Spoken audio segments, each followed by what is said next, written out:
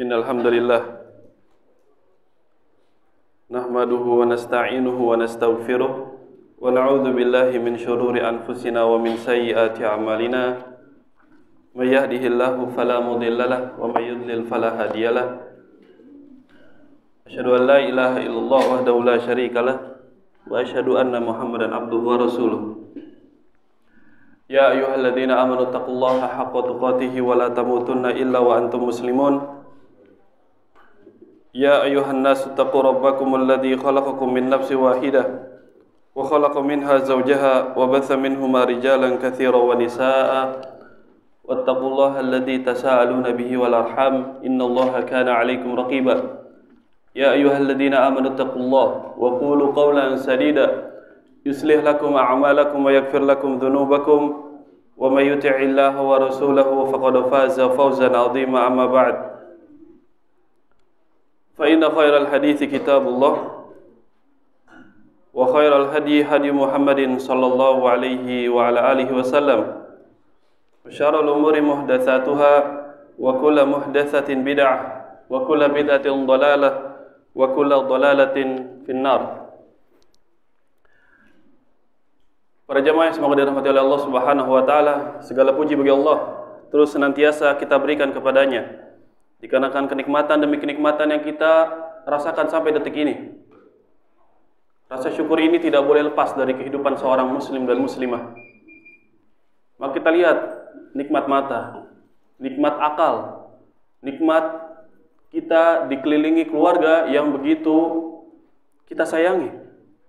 Salawat dan salam kita aturkan kepada Nabi Muhammad SAW beserta istri-istri beliau, para sahabat, serta orang-orang yang mengikuti mereka hingga akhir zaman. Para jamaah yang semoga dirahmati oleh Allah Subhanahu wa taala. Ya, di sini ya saya tidak mengajarkan. Saya hanya berbagi saja. Saya hanya berbagi dari apa yang Allah Subhanahu wa taala berikan kepada saya. Tidak lain dan tidak bukan itu merupakan pemberian dari Allah Azza wa Jalla. Para jamaah yang semoga dirahmati oleh Allah Subhanahu wa taala, ikhwan dan akhwat yang semoga dirahmati oleh Allah Subhanahu wa taala. Muqaddimah sebelum kita masuk ke pembahasan, yaitu apa yang dikatakan atau dinukilkan oleh Ad-Doktor Shalih bin Ghanim As-Sadlan. Beliau merupakan ustadz dosen di Jami'atul Imam Muhammad ibn Saud Al-Islamiyah di Saudi Arabia.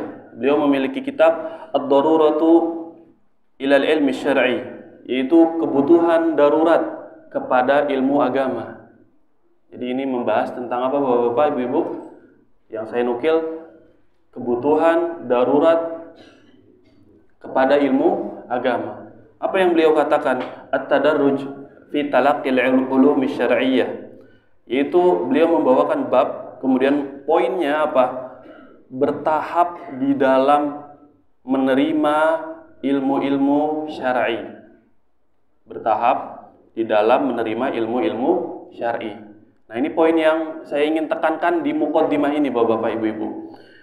Jadi kita ketika belajar itu apa? At-tadarruj, la budda minat tadarruj, harus bertahap. Tidak boleh kita sembarangan. Tidak boleh kita langsung tiba-tiba melompat dari satu ilmu ke ilmu yang lain tanpa ada dasar. Maka ini yang saya ingin utarakan. Kata beliau apa? Naam, yu'addu tadarruj min ahammi wasailit talaqqil ulumi syar'iyyah wa ihda da'aim tahqiqil ahdafit tarbawiyah, kata beliau. Iya, bertahap termasuk wasilah yang terpenting. Bertahap di dalam mempelajari agama merupakan wasilah yang termasuk wasilah yang terpenting Bapak-bapak, Ibu-ibu, di dalam menerima ilmu syar'i. Jadi kita harus bertahap. Dan salah satu penopang untuk merealisasikan tujuan pendidikan. Jadi kita kalau ingin mendidik, berarti kita harus apa? Bertahap. Bagaimana itu? Nanti kita akan jelaskan. Maka kata beliau apa? Wa qad iqtadat hikmatul bari ta'ala an yutadarraja fit tasyri'i syai'an fa syai'an. Maka termasuk dari konsekuensi Allah Subhanahu wa taala, hikmah Allah Subhanahu wa taala. Apa hikmahnya Allah? syariat itu turun, syariat itu Allah Subhanahu wa taala membuat menurunkan agama Islam secara bertahap, Bapak Ibu. Min ajli dzalika nazala al-Qur'an munajjama. Oleh karena itu, Al-Qur'an turun secara apa? Bertahap. Al-Qur'an turun ada dua macam, Bapak Ibu. Secara global, kemudian secara bertahap. Ya, pada malam Lailatul Qadar ini secara apa? Jumlatan, secara keseluruhan. Kemudian turunnya Al-Qur'an yang kedua itu apa? Secara bertahap. Maka yang kedua ini yang menjadi poin bagi kita, Bapak Ibu yang harus diperhatikan dalam belajar. Sebagaimana Allah Subhanahu wa taala berfirman, "Wa Qur'anan faraqnahu litaqra'ahu 'alan nas 'ala mukthiw wa nazzalnahu tanzila," kata Allah Subhanahu wa taala dalam surat Al-Isra ayat 106.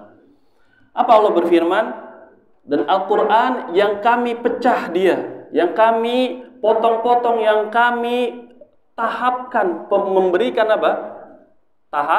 Tahapan ketika Allah menurunkan Al-Qur'an, Bapak Ibu. Litaqra'ahu 'alan nas, agar engkau yaitu Nabi Muhammad sallallahu alaihi wasallam membacakan Al-Qur'an itu kepada manusia secara perlahan dan bertahap. Wa nazzalnahu tanzila, dan kami turunkan Al-Qur'an itu dengan hak, yaitu dengan benar. Tujuannya Al-Qur'an itu benar turunnya.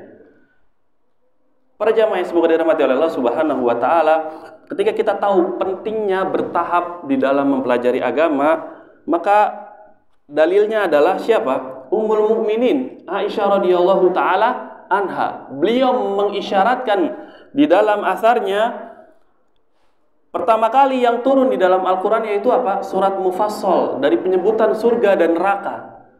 Jadi pertama kali syariat itu turun tentang apa, Bapak Ibu? Tentang surga dan neraka. Di muqaddimah dulu, dikasih muqaddimah, jangan langsung jeder gitu. Nah, kalau orang jeder shock nanti.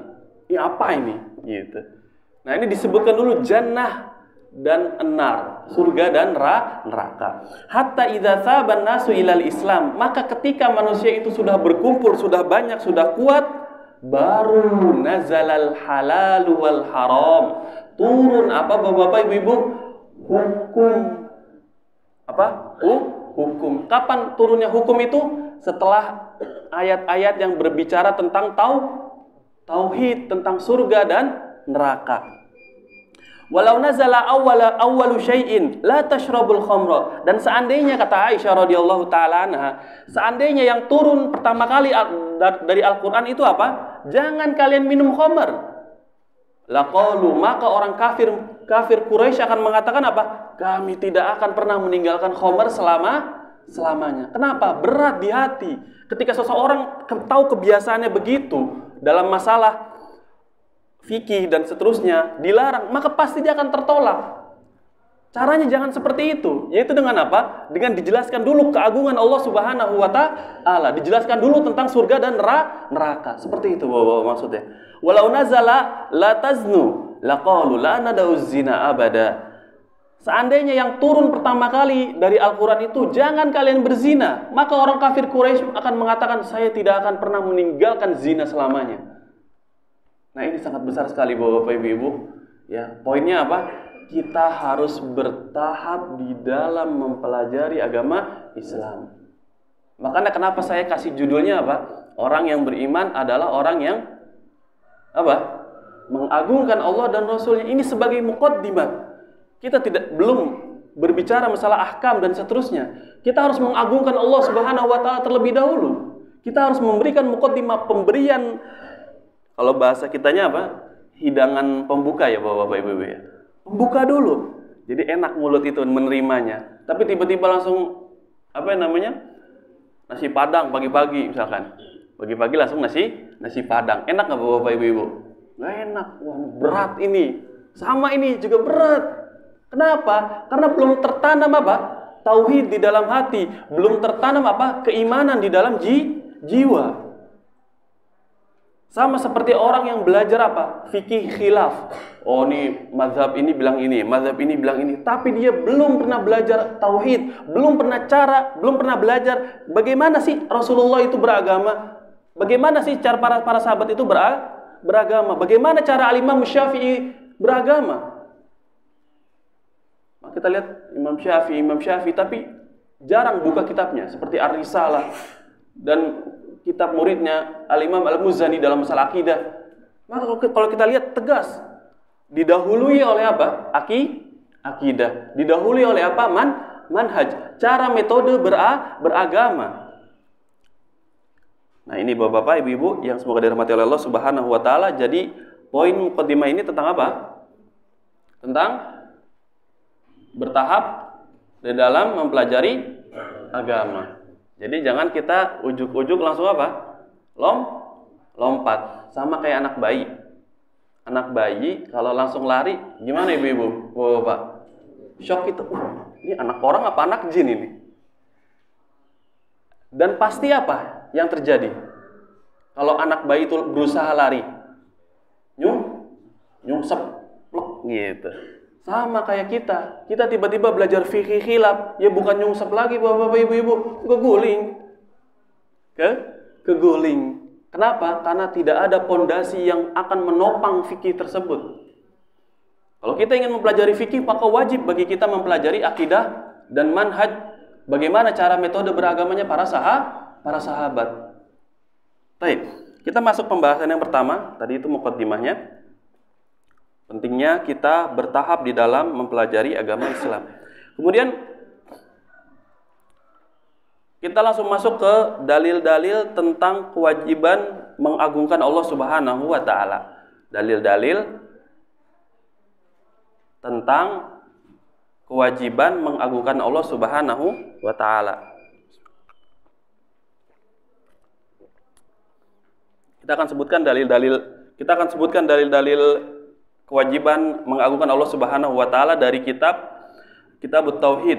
Kitabut Tauhid yang ditulis oleh Syekh Muhammad Ibn Abdul Wahhab rahimahullah. Kemudian saya kebetulan pakai cetakan yang Al-Jadid, yang syarahnya Muhammad Ibn Abdul Aziz As-Sulaiman Al-Qara'awi, yang diberikan kata pengantar oleh Syekh Muhammad Ibn Shalih Al-Utsaimin rahimahullahu taala. Di bab yang paling terakhir Syekh Muhammad, Bapak Ibu, ya kita tahu langsung buka ujung sama ujung. Wah, langsung tamat berarti kita nih. Ya. Buka ujung langsung ujung. Ini pembahasan terakhir dari kitab Tauhid. Yaitu firman Allah Subhanahu wa taala dalam surat Az-Zumar ayat 67. Az-Zumar ayat 67. Bisa dicatat suratnya, nomornya, nanti bisa dimurojaah lagi di rumah. Surat Az-Zumar ayat 67. Allah Subhanahu wa taala berfirman, "Wa ma qadarullaha haqqa qadari wal ardu jami'an qabdatuhu yaumal qiyamah." Allah Subhanahu wa taala berfirman, tidaklah orang-orang kafir itu mengagungkan Allah Subhanahu wa taala dengan sebesar-besar pengagungan, dan bumi itu seluruhnya ada di genggaman Allah Subhanahu wa taala pada hari kiamat. Ya. Mereka orang-orang kafir tidak mengagungkan Allah Subhanahu wa taala dengan sebenar-benar pengagungan. Bagaimana? Kok bisa sih orang musyrik itu tidak mengagungkan Allah Subhanahu wa taala dengan sebesar-besar pengagungan? Dengan cara apa? Kenapa mereka dikatakan seperti itu? Kenapa mereka tidak mengagungkan Allah Subhanahu wa taala? Ada yang tahu jawabannya? Karena mereka menyembah berhala. Karena mereka membuat tandingan bagi siapa? Bagi Allah Subhanahu wa taala. Ya, nanti hadisnya menarik sekali nanti setelah ayat ini. Ketika seseorang itu menyekutukan Allah Subhanahu wa taala, berarti dia telah apa? Tidak mengagungkan Allah Subhanahu wa taala. Sama Bapak-bapak, Ibu-ibu, orang yang riya. Orang yang apa? Riya. Riya itu apa sih? Ingin dilihat. Kalau sum'ah, ingin didengar. Ketika dia sholat, ketika dia berdakwah, ketika dia membangun masjid, ketika dia belajar, itu ketika dia riya, ketika ada saya ingin niat sesuatu yang ada di dunia ini, baik itu jabatan, penyebutan manusia, terkenal dan seterusnya, ini berarti dia tidak mengagungkan Allah Subhanahu wa taala dengan sebenar-benar pengagungan, Bapak Ibu. Permasalahannya mungkin sebagian orang biar didengar sama orang. supaya terlihat saya soleh atau soleha, maka dia tidak mengagungkan Allah Subhanahu wa Ta'ala dengan sebenar-benar pengagungan. Bahaya sekali. Karena sikap orang yang tidak mengagungkan Allah itu sifatnya siapa? Sikapnya siapa? Orang yang tadi kita baca tentang apa itu? Tentang orang kafir, tentang orang musyrik. Mereka tidak mengagungkan Allah Subhanahu wa Ta'ala. Begitu pula sebagian kaum muslimin, ada yang dia hatinya diliputi oleh riya, sum'ah, ingin dipuji dan seterusnya, maka dia tidak mengagungkan Allah Subhanahu wa Ta'ala dengan sebenar-benar pengagungan. Ini syirik apa Bapak Ibu-ibu? Riya, sum'ah dan seterusnya? Syirik kecil. Kecil tapi apa? Lebih besar daripada membunuh. Karena kategorinya apa? Syirik. Tidak bisa dianggap remeh. Baik. Dalil yang kedua.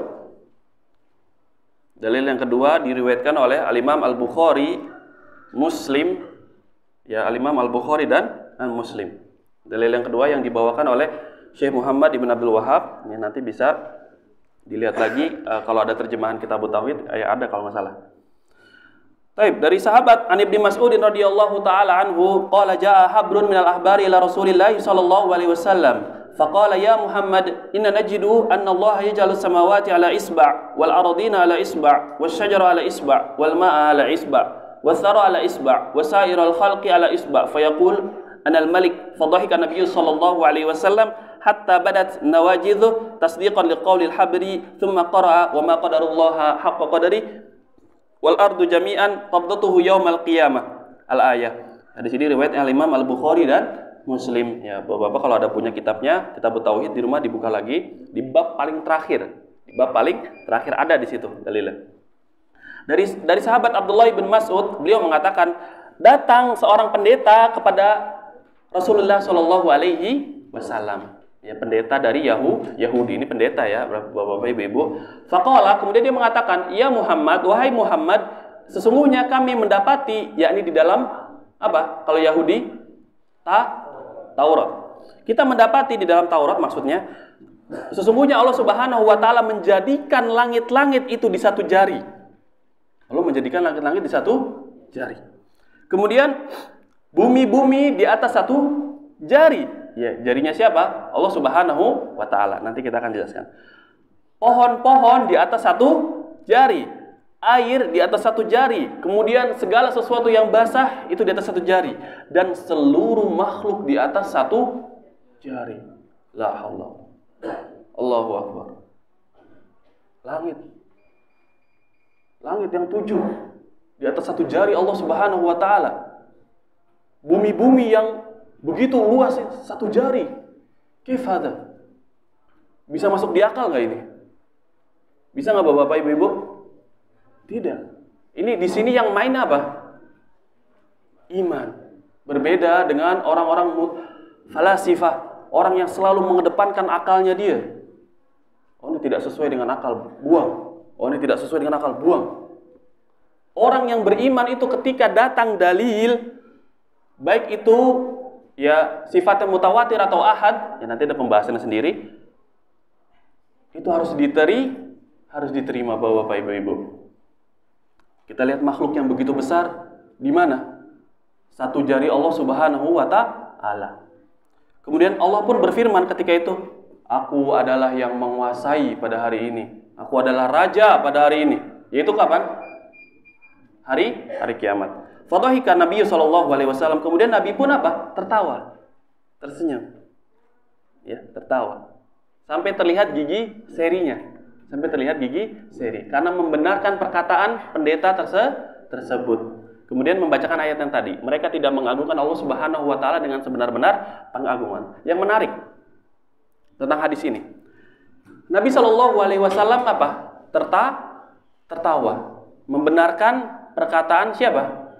Pendeta. Sekarang pertanyaannya, pendeta ini tahu tidak Bapak Ibu-ibu kebesaran Allah Subhanahu wa Ta'ala? Tahu bahwasanya langit itu ada di satu jari Allah, bumi ada di satu jari Allah Subhanahu wa Ta'ala, dan seterusnya. Nah, ini yang menjadi poinnya. ilmu mereka bermanfaat atau tidak? Tidak sama sekali. Ketika mengatakan kepada Nabi Muhammad SAW apa? Ya Muhammad. Langsung pakai apa? Nama. Nggak bilang ya Rasulullah. Berarti kalau dia mengakui Rasulullah berarti dia beriman atau tidak? Beriman. Tapi dia mengatakan ya Muhammad, berarti dia tidak beriman, tapi tidak selalu gitu. Karena konteksnya di sini orang siapa? Yahudi. Ya. Punya ilmu tapi tidak apa? Bermanfaat. Sebagaimana firman Allah Subhanahu wa taala apa? Yang tiap hari kita baca. Ghairil maghdub, bukan jalannya orang-orang yang apa? Dimurkai. Dimurkai Bapak Ibu, ya jangan salah. Ya. Kalau yang tersesat itu siapa? Nasrani. Ad-dallin, ini Nasrani yang tersesat. Al-maghdub itu apa? Yang dimurkai. Oleh karena itu, al-maghdub dikatakan yang dimurkai kenapa? Karena dia memiliki ilmu tapi tidak diamalkan. Sama seperti kita, kaum muslimin, orang-orang yang punya ilmu tapi tidak mau mengamalkan. Sudah lama ngaji 5 tahun, 6 tahun, tapi masih suka menggibah. Sudah lama 3 tahun, 2 tahun suka mengadu domba satu dengan yang lainnya. Ya. Sebagian mungkin hasad sama saudaranya, dia punya banyak harta, saya pengen dia hilang hartanya. Ini benar atau tidak Ibu-ibu? Bapak-bapak? Nggak benar. Saling menjatuhkan kawan yang lain. Ini tidak bermanfaat ilmunya. Sebagaimana tadi orang Yahudi ini, dia punya ilmu tapi tidak bermanfaat ilmunya. Makanya Nabi tertawa. Aneh, ada orang punya ilmu tapi dia tidak mengamalkan ilmunya. Oleh karena itu beliau membawakan apa? Mereka tidak mengagungkan Allah Subhanahu wa taala dengan sebenar-benar pengagungan, padahal mereka mengetahui langit itu ada di mana?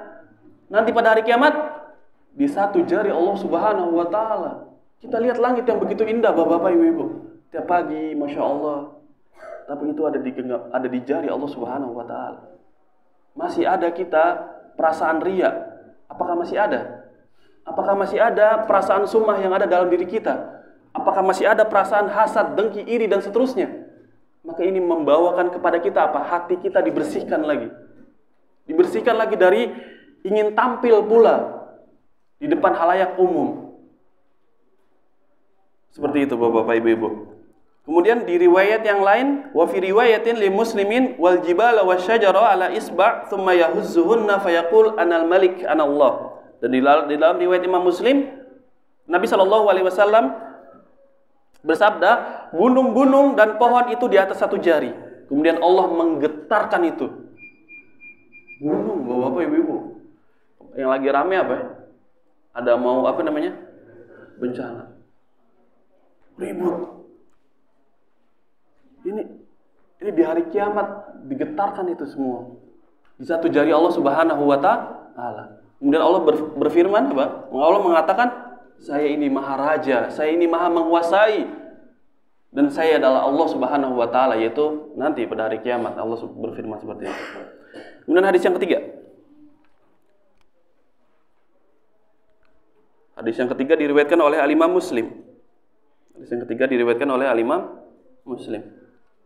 Wali Muslimin an Ibnu Umar radhiyallahu anhuma marfu'a, yatwillahu samawati yaumal qiyamah thumma ya'khudhuhunna bi yadihi al-yumna thumma yaqul anal malik ainal jabbarun ainal mutakabbirun thumma yatwil ardina as-sab' thumma ya'khudhuhunna bi shimali thumma yaqul anal malik ainal jabbarun ainal mutakabbirun. Nabi SAW bersabda, Allah melipat langit-langit pada hari kiamat. Allah melipat langit-langit pada hari kiamat. Kemudian Allah mengambil langit-langit itu dengan tangan kanannya. Kemudian berkata, saya yang maha menguasai, saya maha raja. Aina jabbarun, mana orang-orang yang melampaui batas? Mana orang-orang yang melampaui batas? Mana orang-orang yang sombong? Kemudian Allah pun melipat bumi-bumi yang 7. Kemudian mengambil dengan tangan kirinya. Kemudian berkata, saya adalah maharaja, saya yang maha menguasai. Mana orang-orang yang sombong? Mana orang-orang yang melampaui batas? Bapak-bapak, ibu-ibu, hadisnya sangat besar. Kalau kita lihat Allah melipat langit-langit. Allah melipat langit-langit. Begitu besarnya langit ini. Mobil saja kalau kita dilipat pakai mesin ya, ada mesin penggepeng mobil press. Itu kalau kita dipres apa yang terjadi Bapak-bapak? Gepeng. Ini langit. Kebesaran Allah Subhanahu wa taala, pengagungan yang harus ada pada diri seseorang. Jangan seperti orang Yahudi yang tadi, tahu dia tapi tidak beriman. Sebagian kaum muslimin ya, alhamdulillah mereka beriman. Tapi di dalam sebagian perbuatannya mereka terjatuh dalam dosa, terjatuh dalam maksiat, tidak mengikuti Nabi SAW. Maka ini seharusnya ditumbuhkan, dijelaskan, direnungi hadis per hadis. Dilipat langit-langit, dilipat bumi itu, sambil mengatakan mana orang yang melampaui batas, mana orang yang berbuat dosa, mana orang yang berbuat zalim, mana yang berbuat sombong, meremehkan saudaranya. Kamu siapa? Mundur. Kamu bukan siapa-siapa. Kamu baru ngaji. Mundur. Tidak ada kesombongan dalam kaum muslimin. Ketika ada yang sombong, pasti dia ada yang salah. Keimanannya pasti ada yang salah. Kenapa bisa dia sombong, ujub? Apa yang mau disombongkan? Dari harta, wanita, istri yang cantik, anak yang ganteng dan cantik. Apa yang mau disombongkan? Kata Allah Subhanahu wa taala pada hari kiamat apa? Illa man atallaha biqalbin salim. Ya. Tidak akan selamat kecuali orang yang apa? Mendatangi Allah hatinya dalam keadaan apa? Sehat, selamat. Dari apa yang pertama? Kesyirikan. Kemudian yang kedua, bid'ah, sesuatu yang baru dalam agama. Kemudian baru penyakit-penyakit hati yang lain. Maka kita harus bersihkan Bapak ibu-ibu. Ahlus sunnah itu apa? Orang yang paling mengetahui tentang kebenaran dan orang yang paling sayang terhadap makhluk. Ya, perkataan siapa ini? Syekhul Islam Ibnu Taimiyah. Ya. Orang yang paling tahu tentang kebenaran, dijelasin kebenaran. Tentu dengan cara yang baik. Tentu dengan akhlak yang baik, tidak sembarangan. Tadi seperti saya bilang, ada muqaddimahnya terlebih dahulu. Jangan langsung jeder. Kasih tahu dengan cara yang baik, diberikan hadiah, diberikan senyuman. Ada yang kita sebagian kaum muslimin sama saudaranya nggak pernah mau senyum, fokus aja, senyum. Gimana kabar? Sehat. Ya, kita harus memposisikan diri kita. Yang muda harus menghormati yang tua, dan yang tua harus menyayangi yang muda. Ya. Siapa yang bilang? Bukan saya, yaitu Nabi SAW. Seperti itu. Nah, ini dalil yang keberapa? 3. Baik.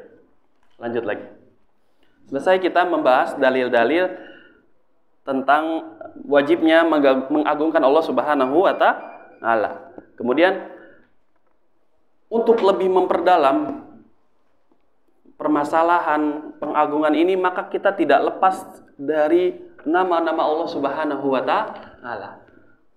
Tidak lepas dari nama-nama Allah Subhanahu wa taala. Termasuk dari nama Allah Subhanahu wa taala apa Bapak Ibu ada yang tahu enggak? Tentang masalah ini yang berkaitan tentang ini. Ada yang tahu enggak? Yaitu Azam. Al-Kabirul Al-Azim, ada 2. Ya, ini saya ambil dari kitab Fiqhu Al-Asma'il Husna oleh Syekh Abdul Razak Ibn Abdul Muhsin Al-Badr. Nah, ini saya ambil dari kitab ini. Karena materi ini saya susun dari beberapa kitab. Sampai ada 5 apa 6 gitu. Ya, sebisa saya. Ya, tentunya kalau ada kekurangan ya mohon maaf. Baik, Al-Kabirul Azim. Nama Allah Subhanahu wa taala Bapak-bapak apa Ibu-ibu? Al-Kabirul Al-Azim, pakai alif lam ya. Pakai alif lam. Jadi Allah itu maha besar, Allah itu maha agung. Allah Subhanahu wa taala berfirman dalam surat Luqman ayat 30. Nah, surat Luqman ayat 30. Jadi ini beda pembahasan. Tadi pembahasan dalil-dalil tentang kewajiban. Sekarang agar kita lebih dalam lagi, nama Allah Subhanahu wa taala itu apa? Al-Kabiru Al-Azim. Allah Subhanahu wa taala berfirman dalam surat Luqman ayat 30. Ayat 30. Kecepatan enggak Ibu-ibu? Oh, kecepatan. Aduh, ya udah. Siap. Siap. Siap. Ya saya berusaha, saya belum tahu kondisi kan, baru pertama di sini gitu. Oh iya, mohon maaf ibu-ibu. Mohon maaf ya. Kalau bapak-bapak aman ya? Bapak aman ya?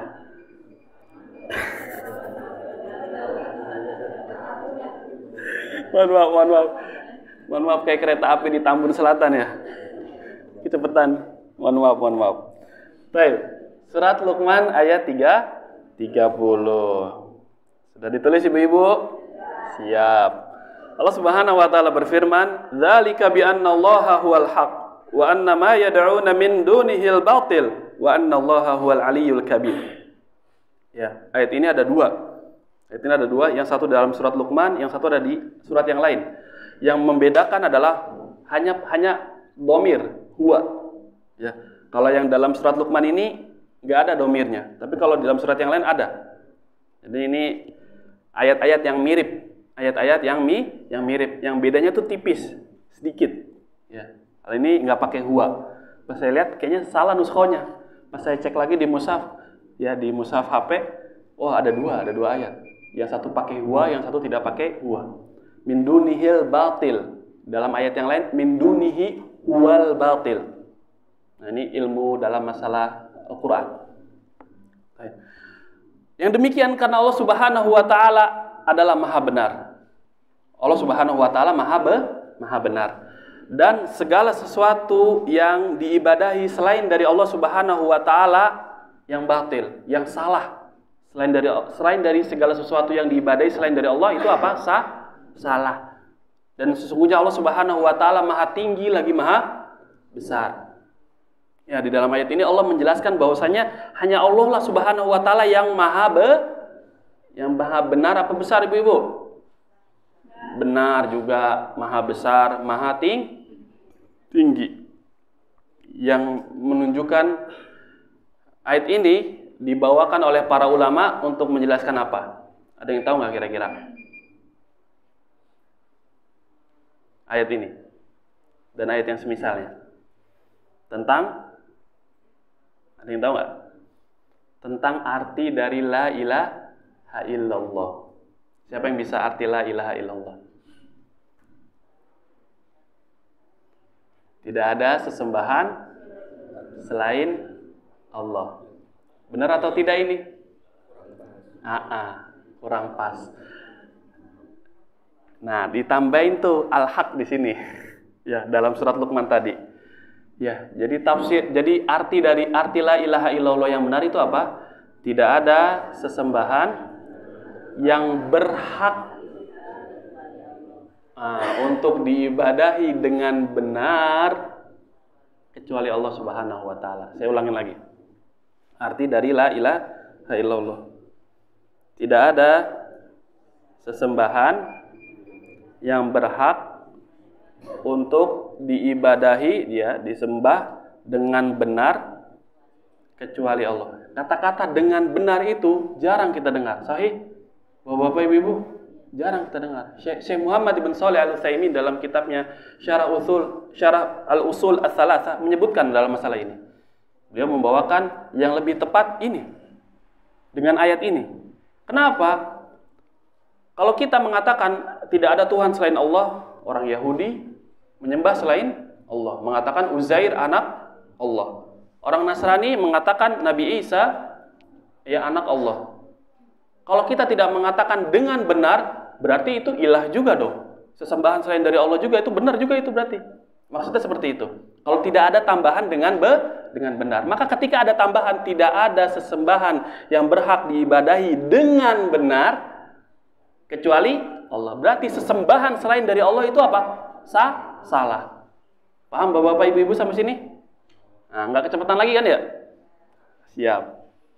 Baik. Kemudian di dalam hadis yang diriwayatkan oleh Imam Ahmad dan Abu Daud. Dalam hadis yang diriwayatkan oleh Imam Ahmad dan Abu Daud. Nabi SAW bersabda. Al-kibriya'u ridai wal 'azamatu izari, faman naza'ani wahidan minhuma qadaftuhu finnar. Rawahu Ahmad wa Abu Daud. Ya, beliau mengatakan di sini muhakkiknya wa isnaduhu hasan, sanadnya hasan. tentang masalah al-kabirul azim apa? Kesombongan adalah selendangku, kata Allah Subhanahu wa taala. Kesombongan adalah selendangku. Dan keagungan itu apa? Pakaianku, kata Allah Subhanahu wa taala. Ya, izar itu apa? Sesuatu yang dilipat, kayak sarung, kayak imamah dan seterusnya. Ya. Keagungan itu apa? Pakaian Allah Subhanahu wa taala.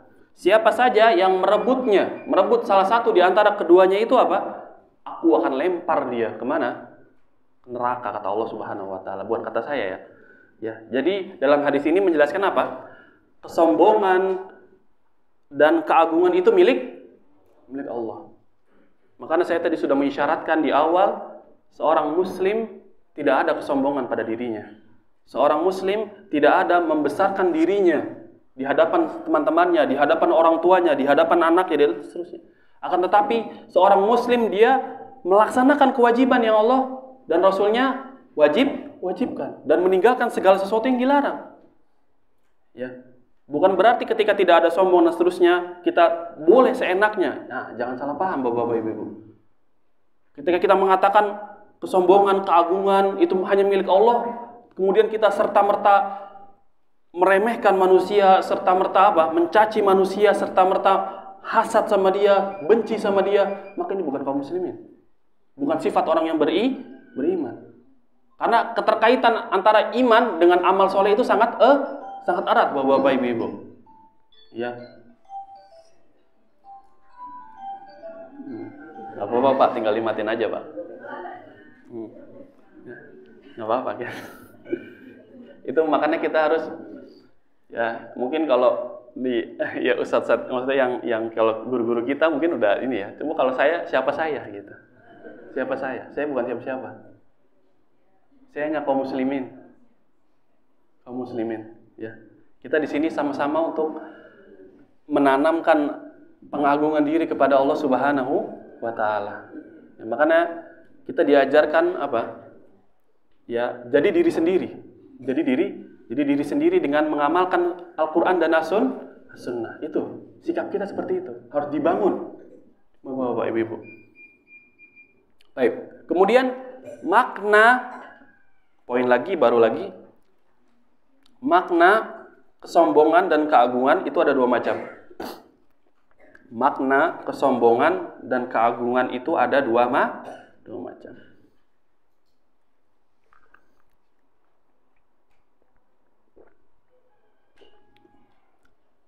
Kesombongan dan keagungan itu ada dua macam. Yang pertama, masih kitab ini ya, Fiqh Asmaul Husna. Yang pertama itu apa? Kembali kepada sifat-sifat Allah Subhanahu wa taala. Kembali kepada sifat-sifat Allah Subhanahu wa taala. Jadi keagungan, kesombongan ini kembali kepada sifat Allah Subhanahu wa taala. Maksudnya gimana? Wa anna lahu jami'a ma'ani al-'azamati wal jalal kal quwwati wal 'izzah wa kamalil qudrati wa si'atil ilmi wa kamalil majdi wa ghairiha min awsafil 'azamati wal kibriya. Apa kata beliau? Sifat sombong, sifat keagungan itu mencakup sifat-sifat yang menunjukkan demikian. Kebesaran dan keagungan itu memiliki kandungan sifat seperti apa? Kuat. Allah maha kuat. Sahih atau tidak? Sahih. Allah maha kuat. Tidak ada yang dapat mengalahkan Allah Subhanahu wa taala. Makanya tafsiran istiwa dengan istaula ini tidak tepat. Salah. Ya, istiwa dengan istaula. Ya, masalah asma wa sifat ya. Sudah dibahas belum? Ini disinggung aja. Maha kuat. Allah juga maha mulia. Itu maksud dari apa? Kesombongan dan keagungan Allah Subhanahu wa taala. Kenapa sih kok Allah bisa memiliki sifat kesombongan yang mutlak, keagungan yang mutlak? Karena Allah Subhanahu wa taala itu maha mulia. Tidak ada yang lebih mulia dari siapa? Allah Subhanahu wa taala. Oleh karena itu, kenapa sebagian kaum muslimin, sebagian manusia itu apa? Mencari kemuliaan dari manusia yang lain. Ingin berebut jabatan, ingin dunia, seakan-akan dia hidup selamanya di dunia ini. Ini bukan tujuan kaum muslimin. Ini bukan metode Nabi SAW dalam berdakwah. Maka kita cari kemuliaan itu kepada siapa? Allah Subhanahu wa taala. Wa kamalil qudrah, dan Allah Subhanahu wa taala maha sempurna kemampuannya. Ya, tadi kita lihat langit-langit di satu jari, seluruh makhluk di satu jari. Ini kalau kita berpikir secara akal, kalau kita pakai metodenya siapa? Ahlul kalam, orang filsafat, mereka akan membantah dalil ini. Nggak masuk di akal. Tapi kalau kaum muslimin, tidak. Mereka menerimanya. Sebagaimana Nabi SAW menerima. Bahkan beliau mensabdakan hadis tadi. Membantah cara beragamanya siapa? Ahli kalam, ahli filsafat. Kemudian Allah Subhanahu wa taala itu maha mengetahui. Ya, Allah Subhanahu wa taala maha mengetahui. Ya. Termasuk dari makna kebesaran, kesombongan Allah Subhanahu wa taala yaitu apa? Maha mengetahui. Ya. La yakhfa alaihi khafiyah. Tidak ada yang terluput dari Allah Subhanahu wa taala. Niat sekecil apapun kalau itu buruk, pasti Allah akan tahu dan pasti Allah akan mengganjar itu kalau dilakukan. Makanya hati kita jadi terus dibersihkan lagi, tazkiyatun nafs. Walaupun kita membahas akidah, tapi apa? Kita menggandingkan itu dengan apa? Tazkiyatun nufus, tidak sendirian. Belajar tazkiyatun nafs tapi nggak belajar tauhid. Belajar tauhid tapi tidak belajar tazkiyatun nafs. Ini bukan metode guru-guru kita. Guru-guru kita selalu menyampaikan seperti itu. Dibersihkan hatinya, ditanamkan akidah, ditanamkan ibadah, dan seterusnya. Paham ibu-ibu, bapak-bapak? Masalah kembalinya kesombongan serta keagungan Allah itu ada berapa macam? 2. Yang pertama tadi apa?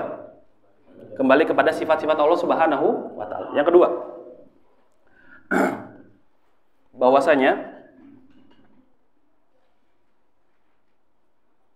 selain dari Allah Subhanahu wa taala,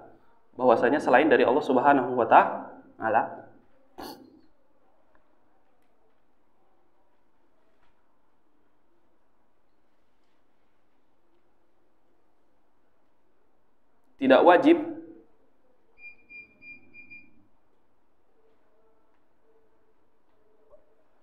untuk diagungkan.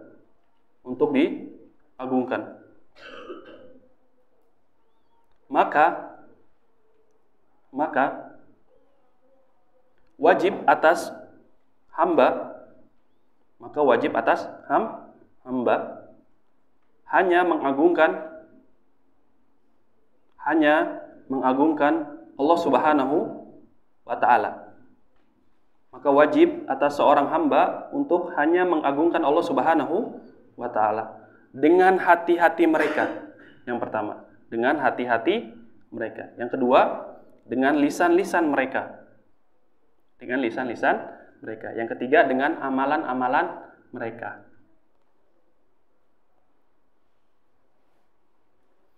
Baik. Nah, makna yang kedua ini, Bapak-bapak, Ibu-ibu yang semua dirahmati Allah Subhanahu wa taala, kita tahu Allah itu Allah itu memiliki kesombongan yang tidak boleh diraih oleh seorang hamba dan seorang muslim dan seterusnya. Dan Allah Subhanahu wa taala memiliki keagungan. Ya, kalau kita tahu seperti itu, maka kita jangan mengagungkan makhluk. Jangan kita membesarkan makhluk itu, bahkan menjadikan tandingan bagi Allah Subhanahu wa taala. Hidup dan mati saya untuk kamu, sayangku. Ya. Ini tepat atau tidak? Tidak. Menjadikan dia tujuan. Dibesarkan, diagungkan oleh yang cinta ini. Ini harus dibersihkan seperti ini. Kita mencintai, pertama cinta itu kepada siapa? Bapak-bapak, ibu-ibu? Kepada Allah. Kemudian yang kedua, Rasulnya Shallallahu Alaihi Wasallam. Kemudian yang ketiga, orang tua dan seterusnya. Maksudnya Allah dan Rasulnya yang pertama. Kemudian yang kedua baru makhluk. Sesuai dengan perintah siapa? Allah dan Rasulnya. Nah, diikat terus tuh. Seorang muslim, kaum muslimin itu harus diikat dengan qala Allah wa qala rasuluhu. Jangan dengan ra'yu. Ya, kalau masalah ijtihad silahkan. Kita berbicara masalah akidah. Yang pertama kali dipelajari oleh seorang muslim dan muslimah dan harus ditanamkan. Yang pertama kali Allah dan Rasul, nanti kita akan singgung sedikit masalah itu. Baik. Dan wajib atas seorang hamba untuk mengagungkan Allah Subhanahu wa taala. Hanya Allah satu-satunya di dalam hati kebesarannya, hanya Allah Subhanahu wa taala. Oleh karena itu dia apa? Tidak berbuat maksiat. Oleh karena itu apa? Ketika dia bermaksiat, maka dia langsung bertaubat. Sikap seorang muslim bagaimana? Kullu bani Adam khata wa khairul khata'in at-tawwabun. Setiap anak manusia itu pasti melakukan salah. Banyak di sini khata. Sigo apa namanya? Sigo mubalaghah. Yang berlebihan, yang banyak, yang besar melakukannya. Itu manusia, Bapak-Ibu. Saya sama manusia. Ya. Kaum muslimin. Selama dia disifatkan oleh manusia, maka dia tidak akan lepas yang namanya apa? Dosa. Makanya kita jangan pernah membesar-besarkan diri kita. Seorang salaf, bahkan kalau tidak salah seorang sahabat, mengatakan, saya berlindung ya kepada Allah Subhanahu wa taala dari perasaan saya membesarkan diri saya sendiri, sedangkan saya kecil di hadapan Allah Subhanahu wa taala. Ada hadisnya atsar ini diriwayatkan oleh kalau enggak Bukhari, Muslim dan yang lainnya. Ya, saya sudah ada catatannya di sini. Ya, jadi dia berlindung dari apa? Perasaan membesarkan diri sendiri. Saya nih. Gitu. Yang lain mohon maaf gitu. Benar-benar. Kamu siapa? Padahal saya takut di hadapan Allah itu kecil, nggak ada apa-apanya. Amalannya sedikit, banyak dosa, banyak maksiat yang dilakukan. Kita tidak tahu hatinya seseorang. Oleh karena itu kita tidak pernah merasa aman dan kita tidak boleh putus asa. Itu sikap seorang muslim. Kita tidak boleh meremehkan dan kita harus mengharap. Ya, ini konsep apa namanya? Al-khauf war-raja. Takut dan harap. Tidak boleh lepas. Nah, kalau orang terlalu takut, al-khauf terus ya, takut. Akhirnya jadi apa? Ujungnya? Ada yang tahu? Ahsan. Orang takut terus, kaum muslimin dikasih takut-takutin terus. Neraka loh, neraka. Dosa loh, masuk neraka loh. Jadi khawarij dia. Dikit-dikit kafir. Ini bukan kaum muslimin. Bukan dari Islam ini. Begitu pula apa? Orang yang selalu diberikan apa? Rasa harap. Surga. Udah dihapuskan nanti amalan. Jadinya apa? Malas untuk beribadah. Kan dikit kan udah orang beriman. Surga. Ini tepat atau tidak sikap seperti ini, Bapak-bapak, Ibu-ibu? Tidak. Kaum muslimin itu berada di tengah antara khauf dan roja. Paham sampai sini? Masya Allah. Nah, oleh karena itu kita harus kita sampai jam berapa ini? Oh, jam 6, jam 6. Tanggung ya, lagi ya. Jadi kita harus mengagungkan Allah Subhanahu wa taala. Wa min ta'zimihi wa ijlalihi an yakhda'a li awamiri wa syar'i wa hikami wa hukmi.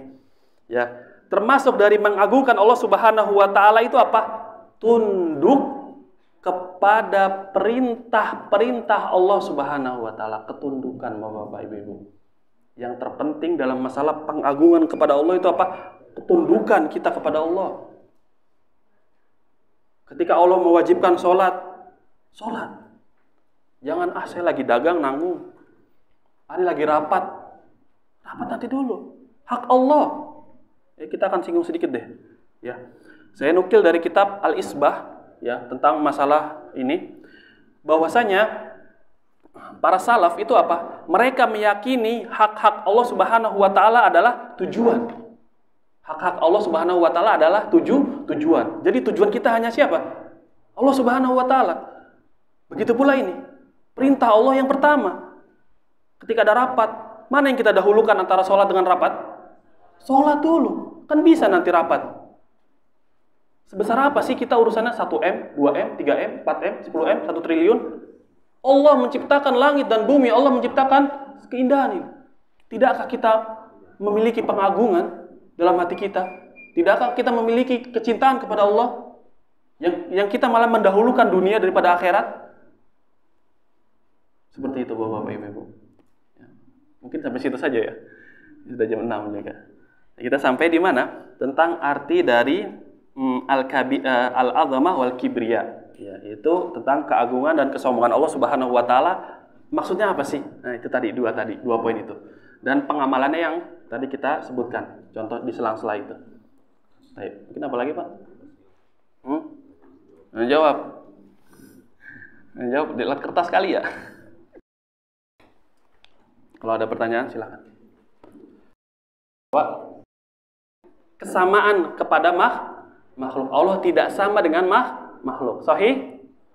Dan kita harus yakini. Wa huwas samiul basir. Poin yang kedua dalam ayat ini, sisi yang kedua dalam ayat ini apa? Allah menetapkan dirinya bahwasanya Allah Maha mendengar dan Allah Maha melihat. Sahih, Bapak-bapak, Ibu-ibu? Ya, selain Allah meniadakan, Allah juga apa? Menetapkan. Tapi penetapan ini memberikan konsekuensi atau tidak? Kesamaan dengan makhluk? Nah, sahih. Allah menetapkan, Allah memiliki pendengaran, Allah menetapkan memiliki penglihatan yang sesuai dengan apa? Kebesaran dan keagungan Allah Subhanahu wa taala. Tadi sudah kita singgung masalah kebesaran, keagungan, ya. Tidak bisa kita samakan. Baik, yang tadi Ustadz, kan jari jemari, kita tidak mempermisalkan, kita tidak menyamakan. Kita hanya membawakan dari siapa? Tadi hadis apa Quran tadi? Hadis riwayat siapa? Hadis Ibnu Mas'ud dari Bukhari dan Muslim. Sahih? Berarti saya membawakan perkataan siapa? Rasulullah Shallallahu Alaihi Wasallam. Rasulullah itu sebagai diberikan hak untuk syariat atau tidak? Diberikan hak, ya.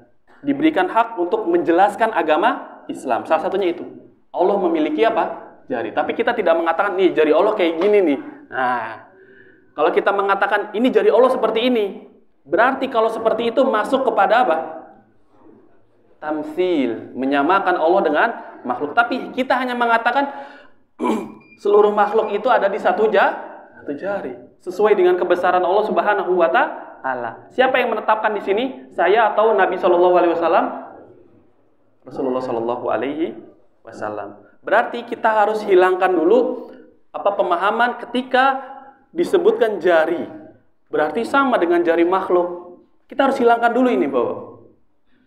Karena ini tidak sesuai dengan apa? Dalil.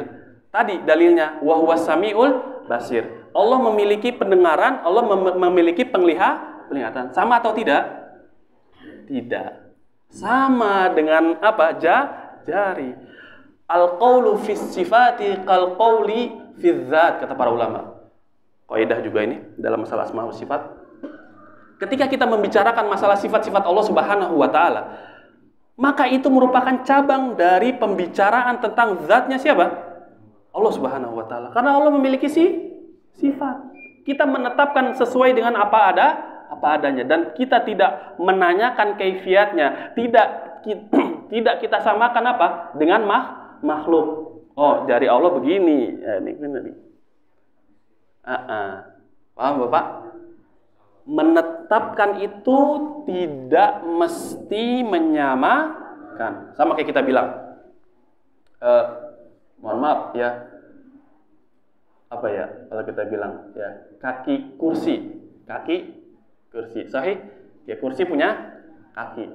Ketika kita bilang, saya pengen kursi yang ada kakinya segini. Apakah si yang buat kursi ini akan membuat kaki yang sama dengan kaki manusia?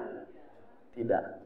Walillahil matsalul a'la. Dan bagi Allah Subhanahu wa taala permisalan yang lebih tinggi. Ini hanya pendekatan pemahaman bahwasanya ketika kita menetapkan sifat Allah sesuai dengan keagungannya, maka itu tidak berkonsekuensi menyamakan. Paham? Memang agak pelik ini. Sebagian orang banyak terjatuh dalam masalah ini. Ustadz bilang jari, kemudian ada lagi sifat nuzul. Allah itu turun sepertiga malam. Kalau kita menetapkan Allah turun sepertiga malam, berkonsekuensi menyamakan dengan makhluk atau tidak? Tidak. Bahkan turunnya Allah dengan sesuai kebesaran dan keagungan siapa? Allah. Yang main berarti apa di sini? iman yang ada dalam hati, bukan akal-akalan semata. Paham Bapak-bapak, Ibu-ibu? Mudah-mudahan yang sedikit ini bisa dipahami. Silakan kalau ada lagi. Wassalamualaikum subhanakallahumma wa bihamdika asyhadu an la ilaha illa anta astaghfiruka wa atubu ilaik. Wassalamualaikum warahmatullahi wabarakatuh.